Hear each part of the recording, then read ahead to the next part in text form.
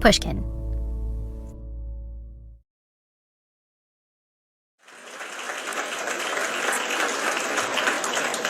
And I think we maybe have a couple of minutes for questions. I'm looking at Katie to see. As a happiness expert, I give a lot of public talks on the science of well-being. I've kind of lost track of exactly how many I've done. But at this point, it must be in the hundreds. At the end of every lecture, I usually try to leave at least a few minutes to take questions from the audience. Hello, you said you spent a lot of time with the students in the correlation of too much alcohol use and nightlife, not enough sleep. So what did you find there? Yeah, so the question is about... Those Q&A sessions, they're my favorite part of speaking. I can pretty much guarantee that someone will ask a question that'll make me stop and think again about the challenges we all face to become happier. We've been focusing on the younger generation, but a lot of surveys indicate that as you get older, you get happier. And because I love these Q&A sessions so much, I've always thought it was a shame that listeners to this podcast have to miss out on them. And so I decided to change that. I put out a request for any and all Happiness Lab listener questions on my Twitter and Instagram feeds. And immediately, I had a ton of great ones flooding in. Questions like this one. Hey, so my name is Niki. I love the Happiness Lab. I've been listening for a few years now. And my question is, are we born to work or are we born to live? Seems like it should have a simple answer, right? I mean, obviously we're born to live, but we don't always act like it. I'm going through my own work-life transition right now. Over the last year, I've sensed the signs of burnout creeping into my day-to-day life. So I decided to take a year off from a lot of my academic duties at Yale, so I can focus on other projects, like this podcast. And so Niki's question really jumped out at me.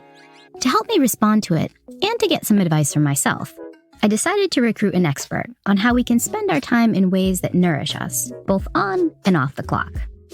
I am Cassie Holmes, and I am a professor at UCLA's Anderson School of Management. And I wrote the book Happier Hour, How to Beat Distraction, Expand Your Time, and Focus on What Matters Most. So sit back, relax, and get ready to learn how to avoid getting too worked up about work. You're listening to the Happiness Lab's Listener Questions Special Edition with me, Dr. Laurie Santos. Happiness Lab listener Niki Walker was kind enough to join me and Cassie for recording. And to start things off, I wanted to know what made Niki ask about work-life balance in the first place. So Niki, I absolutely loved this question because I think it's something that I've struggled with too, right? How much of our identity is built into our work versus built into the rest of our lives. Do you want to expand on why you asked that question? Yeah, it really started during COVID for me. After about a year of working from home and having just life turned upside down, I sort of just raised my head one day and I was like, what am I doing here? Why am I still doing this? Do I really enjoy what I'm doing? I feel like I have been idling, wanting certain things, wanting to pursue a certain lifestyle, which for me is to be closer to nature and closer to the outdoors that I love. I mountain bike a lot, hike with my dog. And so I quit my job. I actually just finished moving from Washington, D.C. to Denver, Colorado. It's something that I've wanted to do for a while. I call myself a recovering type A person. I think you're not alone. I think so many people are having this question during COVID. This is why we're going through the Great Resignation. This question of should we all jump off the busyness treadmill? And if we do, what does that mean? And it's one of the reasons I'm so excited to have Cassie here today, because in some ways her whole book is about a lot of these questions, but also in part because Cassie, it sounds like you went through the same kind of should I completely jump off the busyness treadmill too. This was the story that started your book. Do you want to tell me about that moment, that scary moment? Yes. I absolutely was about to jump off the busyness train early in my career. So I was an assistant professor at Wharton and I had a new baby at home. I had a husband who I love very much, friends who I wanted to spend time with. And I was on the late night train home because despite having a 4-month-old, I agreed to give a talk at Columbia's business school. And it was like this crazy hectic day. I'm like waking up in a hotel room, rushing from meeting to meeting. And it was on the last train that would get me home.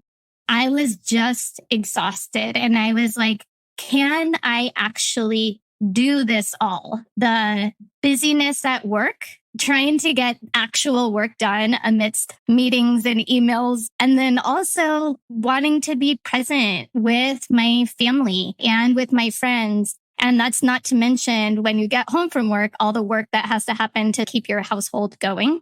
And I was about to give it all up. I'm like, it's too much. And I'm like, okay, I want to figure this out because it's not just me that has this experience. And being a social psychologist, we can put these questions of how we're feeling and the choices we make to test.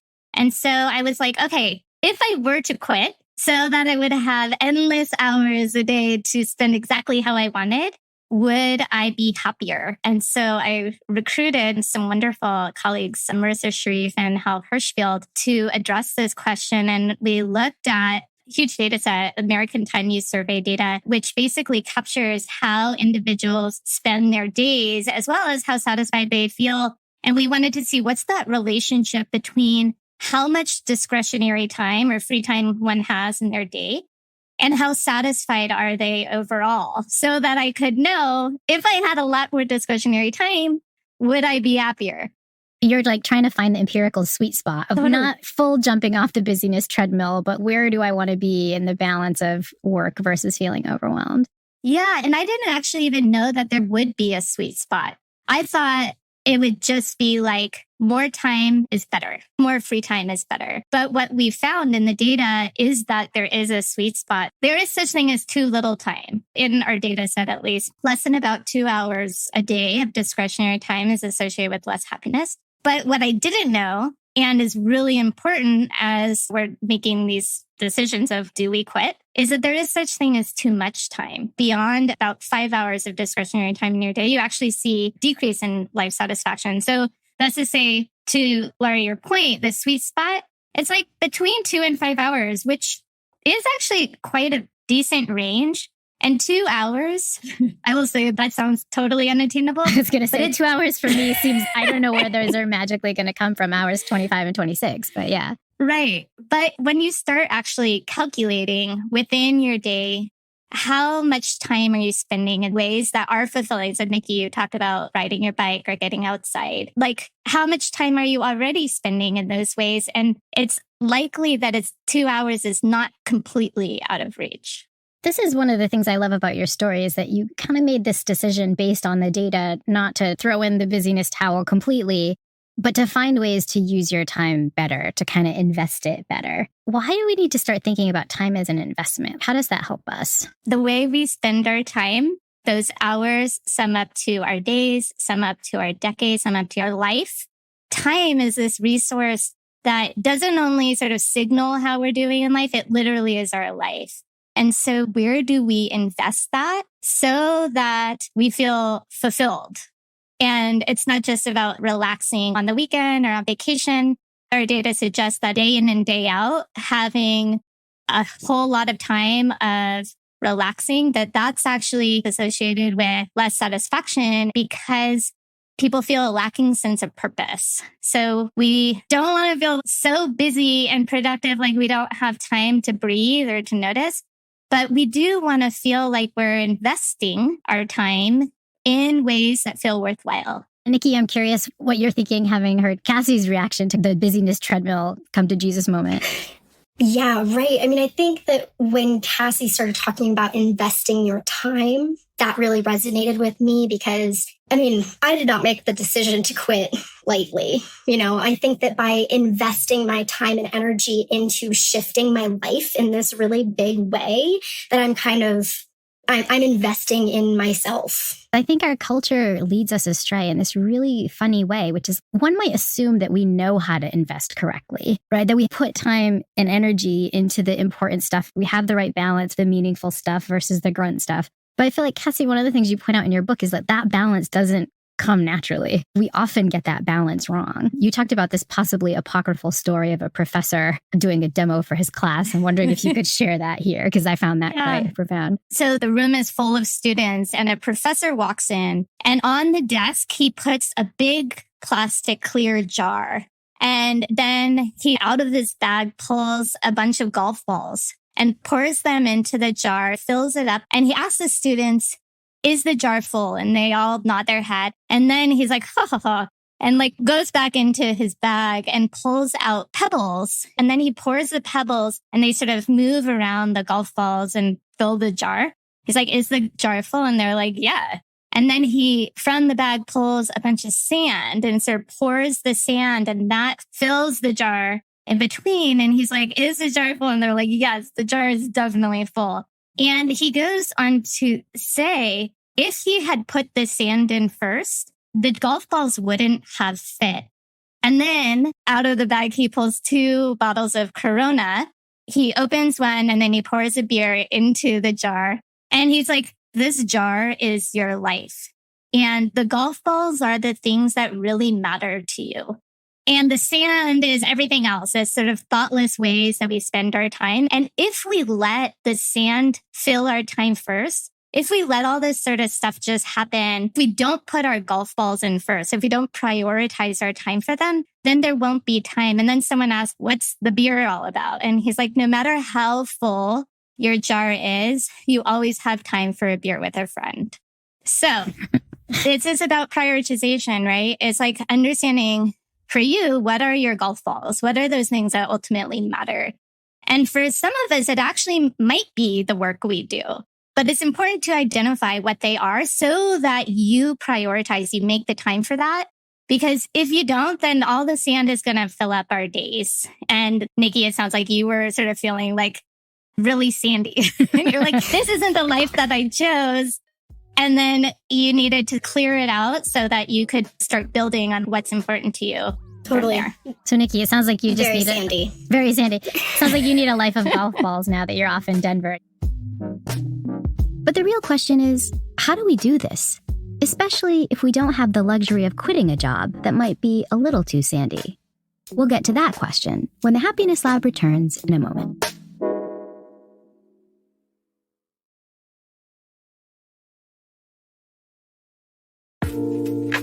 Before the break, we were really talking about all of the ways that we should be investing our time, making sure we fit our golf balls in before the sand kind of takes everything over. And you've come up with a nice exercise that we can use to do that. So tell me a little bit about the time tracking exercise.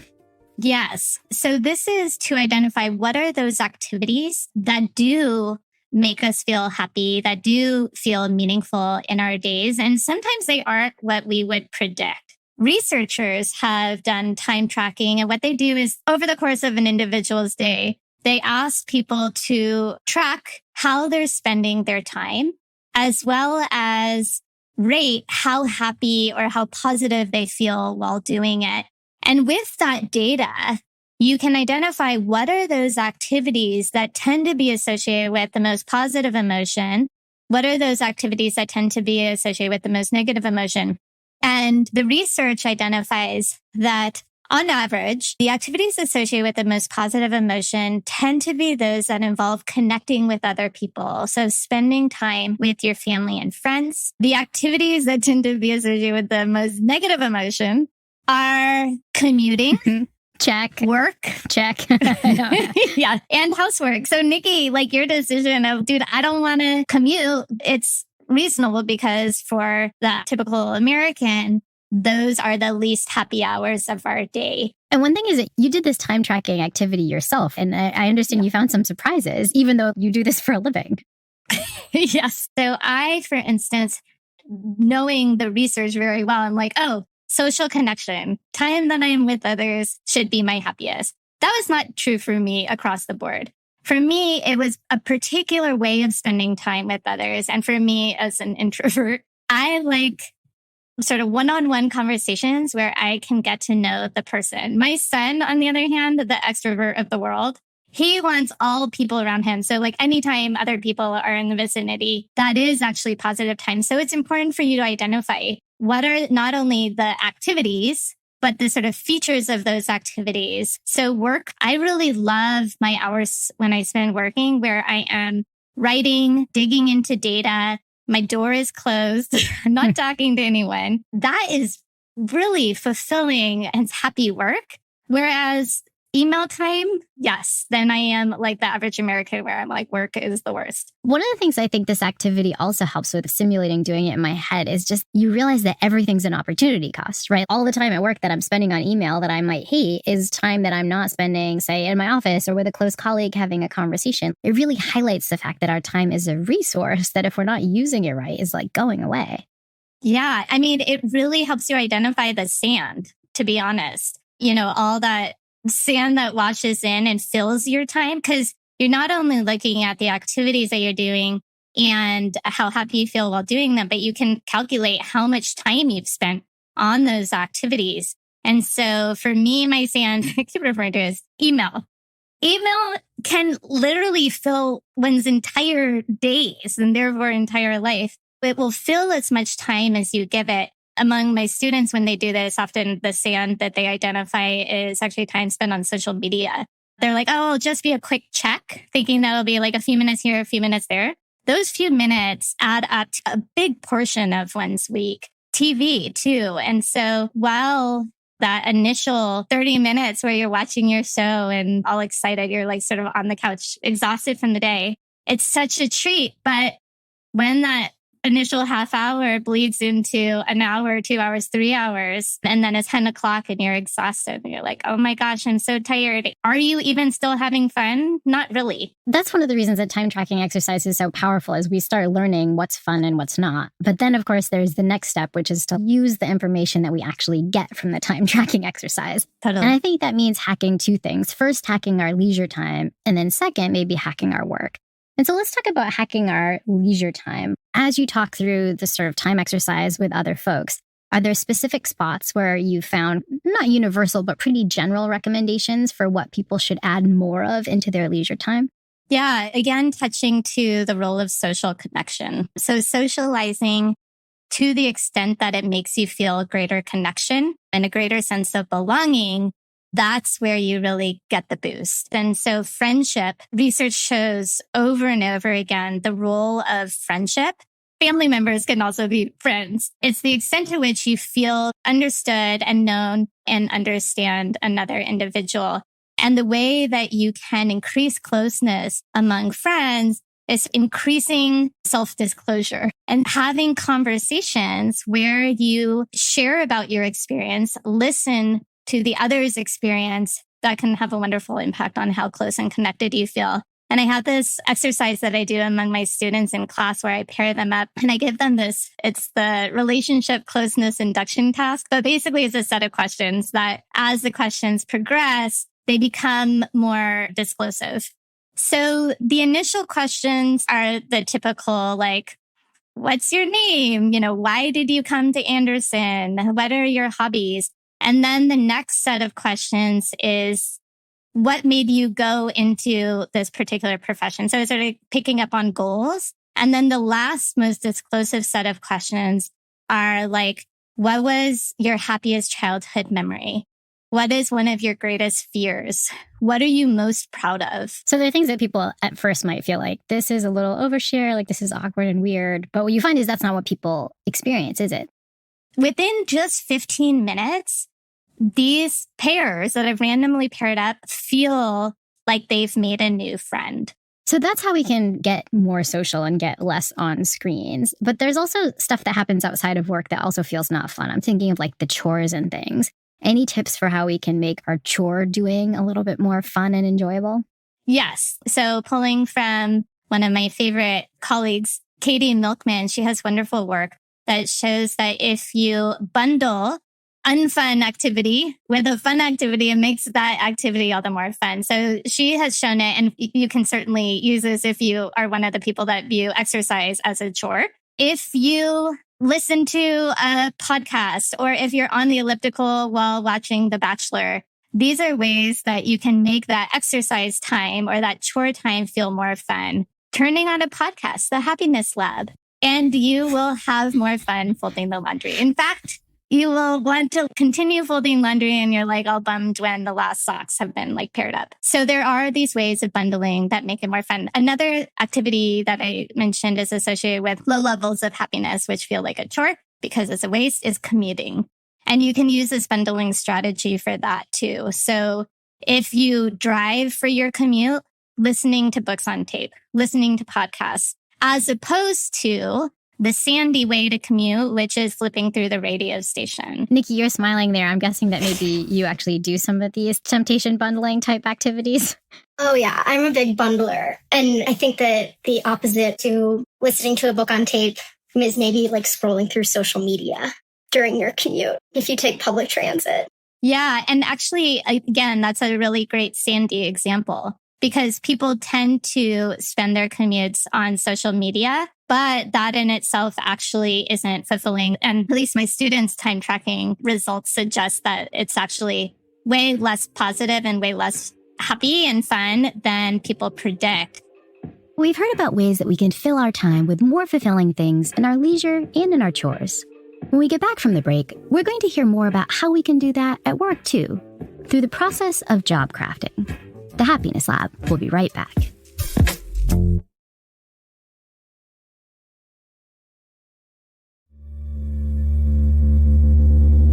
So far, we've talked about how we can become happier in our leisure, make sure our leisure is filled with golf balls and not sand. But this is something we also have to do at work too. And we actually had another listener who we met with earlier who shared a question about this issue, trying to make our work a little bit more meaningful and fun. Hi, Laurie. My name's Megan Hyun. And Cassie, I'd love to hear more about this concept of job crafting. I'm in a position where I have a really demanding job that can really easily lend itself to burnout, but it's also really meaningful to me. I do patient care and also some teaching, and I love my patients and my students. So I've tried to work on things that are more meaningful to me, and that helps prevent the burnout. But I also have friends and relatives in jobs that are maybe less meaningful to them. And so I'm wondering, how can someone in a position like that, where it's difficult to find the meaning in the work, enhance their happiness and their well-being in the workplace? I especially hate the phrase, do what you love and you'll never work a day in your life. First of all, I do what I love and it's definitely work.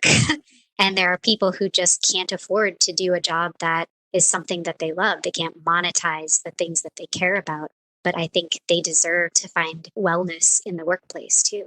And so it seems like Megan has two questions about job crafting. First, how you can job craft if you have a really burnout prone, very busy job. And then second, how you can job craft in a job that might not be so challenging. Let's start with job crafting. It sounds like Megan has listened a lot to the Happiness Lab, which is not surprising. But Cassie, can you give us a quick rundown of what job crafting is?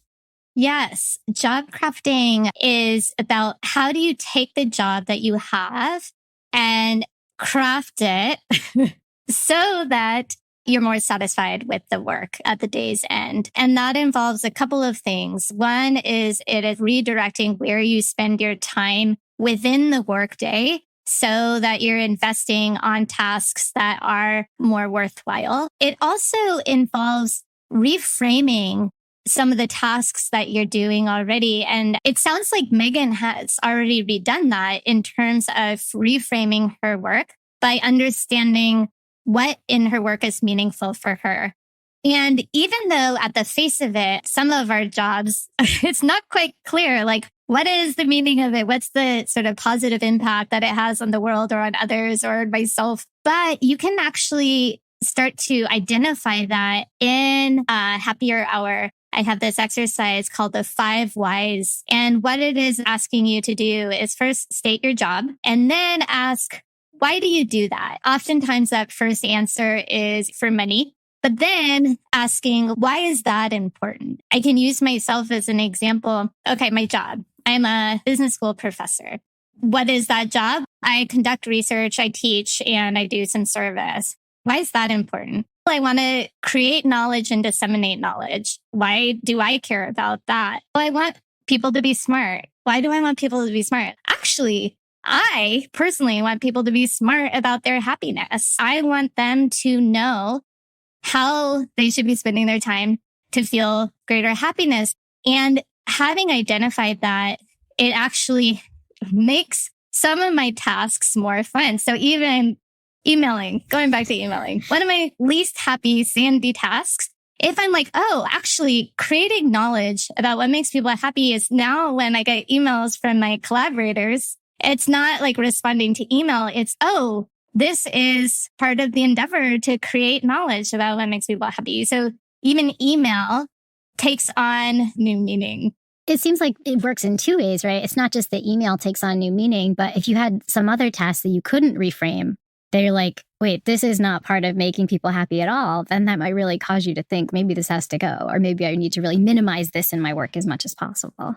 Absolutely. So that's where the sort of where you dedicate your time, this helps inform what are those projects, what are those tasks that you say yes versus no to. And there is a lot of sand that is there and that shouldn't be there and is potentially not necessary for your job and certainly not for what drives you and motivates you in your work.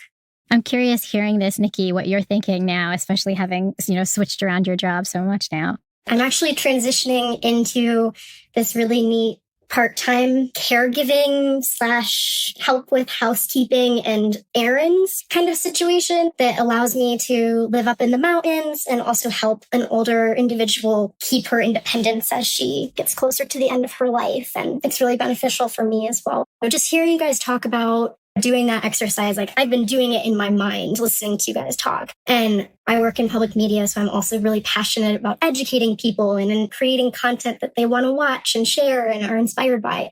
But at the same time, I'm like, I'm not really sure. So what would you recommend for somebody who, like me, has determined that maybe this thing that I've been doing for a long time and that I went to school for and all these things isn't really serving me anymore or isn't the right fit for me, maybe? Like, how do you determine what comes next? I think that this job crafting or even the time tracking and asking these questions of why. So once you identify within your workday or within your former job, what were the pieces of it that were more fun for you, as well as why were those pieces more fun? Was it contributing to something that really gets you going? And so this job crafting doesn't only help make the job that you have better, but by identifying those things, it can help you select what type of work actually would be where more hours of that job would be fun. Because of course, there's going to be pieces of any job that just aren't fun, but knowing why you're doing the work makes those unfun pieces more reasonable. Totally. I honestly wish that I could get every one of my Yale students to do this, because I think when they're picking their job, it's not based on what's that thing that's their why. It's like, oh, what gives me the most money or the most prestige? They're falling into the same cultural trap that I think we all fall into. But then I also want to get back to Megan's other question, which is, this is for the people who have a lot of choice about their job and had a lot of meaning, right? My Yale students are often picking between jobs that are all really challenging and interesting. Yeah. What about the jobs where you might assume it might be hard to job craft, or the kind of job description you have is really specific and really tight and maybe not that challenging? What about people who are listening who are in that situation? How can they also engage in job crafting? Yeah, there's another component of job crafting that we haven't talked about, and that relates to any job, no matter how meaningful the job scope itself is. And that is finding a friend at work. I've already talked about the role of social connection. And it's interesting because it's like in the time tracking research, they identify our happiest times of the day are when we are connecting with others, and the least happy times are when we're at work. But there are potentially a lot of work hours that you could imbue with that authentic social connection. In the Gallup poll, they had this funny question, which initially I was like, oh my gosh, is this for real? It sounds like something a third grader would ask, is, do you have a best friend at work?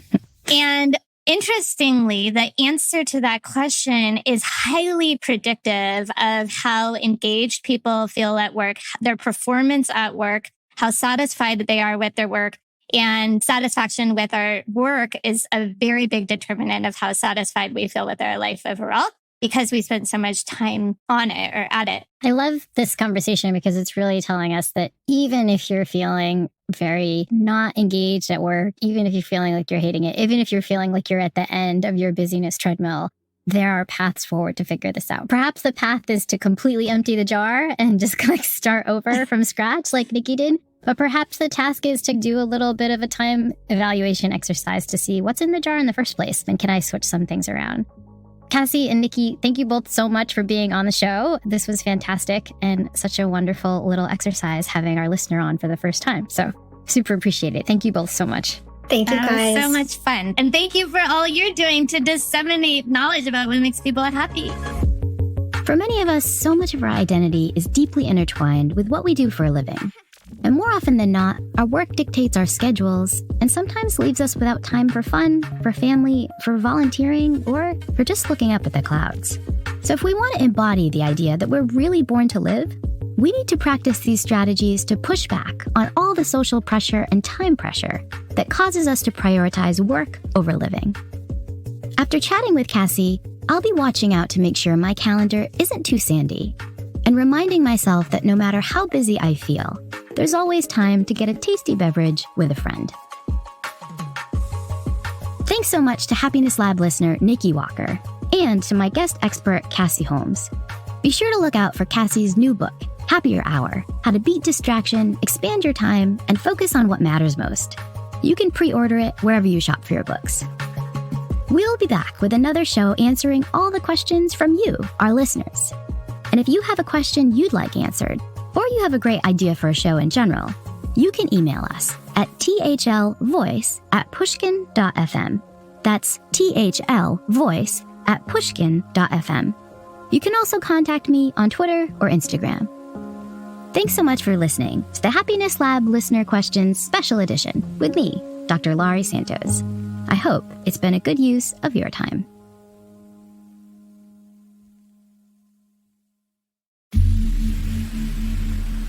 The Happiness Lab is co-written and produced by Ryan Dilley, Emily Ann Vaughn, and Courtney Guarino. Our original music was composed by Zachary Silver, with additional scoring, mixing, and mastering by Evan Viola. Special thanks to Mia LaBelle, Heather Fain, John Schnars, Carly Migliori, Christina Sullivan, Brant Haynes, Maggie Taylor, Eric Sandler, Nicole Morano, Royston Preserve, Jacob Weisberg, and my agent, Ben Davis. The Happiness Lab is brought to you by Pushkin Industries and me, Dr. Laurie Santos. To find more Pushkin podcasts, listen on the iHeartRadio app, Apple Podcasts, or wherever you listen to your podcasts.